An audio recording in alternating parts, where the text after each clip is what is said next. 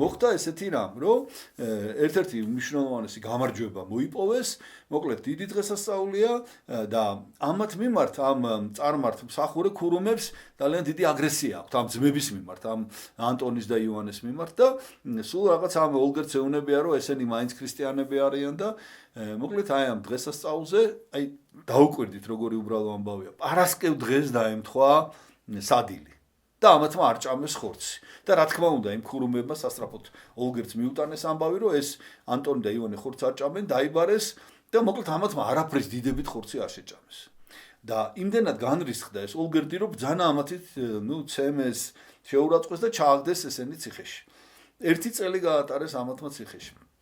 ეს ივანე უფროსი იყო. ეს ანტონი შედარებით ახალგაზრდა. და ბოლოს ამ ივანემ ესეთი რამ უთხრა ანტონს, რომ იცი რაო, რა მოხდებოდაო ეხლა ერთი პარასკევი რო დაგვერღვია. და რა მოხდებოდა ერთი ნაჭერი ხორცი რო გვეჭამა, ჩვენი მეგობარია, ამხელა პიროვნება, ქვეყნის სათვის ზრუნავს, ხო? და მთხოვა რომ რა მოხდა ეხლა ერთი და რა მოხდებოდა რომ გვეჭამა ეს ხორციო და მე ვნანობ, მე ვთვლიო რომ ეს ხორცი უნდა გვეჭამაო ჩვენო მაშინო და ეს ანტონი არაფრით არ დაეთანხმა. ამან შეატყობინა ლიტვის თავარს, რომ ის ნანობს, რომ ხორცი არ ჭამა და იმას ისე გაუხარდა ოლგერტს, რომ ესენი გამოუშვა მიუხედავად იმისა, რომ ანტონს არ შეუნანებია. და ივანე, აბანოში იყვნენ ერთად ესე არის აღწერილი და ესეთ უშუალო გარემოში ამ ოლგერტს უთხრა, რომ იცი რა, მე მაინც ქრისტიანი ვარო.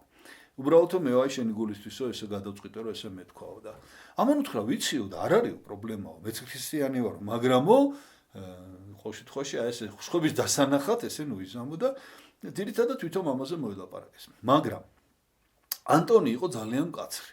და ანტონმა უთხრა და იოანეს, რომ საერთოდ გაწყვიტა მასთან ურთიერთობა და უთხრა, რომ ეს არ არის ქრისტიანობა.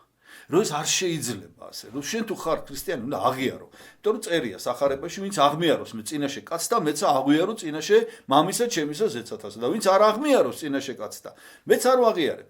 ამიტომ უთხრა, რომ აუცილებელია საჯაროდ განცხადება და აღიარება და ბოლოს ამ იოანემ შეინანა და საჯაროდ განაცხადა, რომ ის არის ქრისტიანი, რის გამოც ეს ოლგერტი ძალიან განრისხდა უკვე და უკვე ესენი საბოლოოდ ჩაყარეს ციხეში, აწამეს საშინლად ორივენი და რამდენიმე წელი გააჩერა ესენი ციხეში და ამის შემდეგ სამაგალითოდ დასაჯა ანტონი, ჩამოკიდეს მუხის ხეზე, ეს ხე შემდეგში კიდე გამოჩნდება და მოკლედ ასეთნაირად მოკლეს.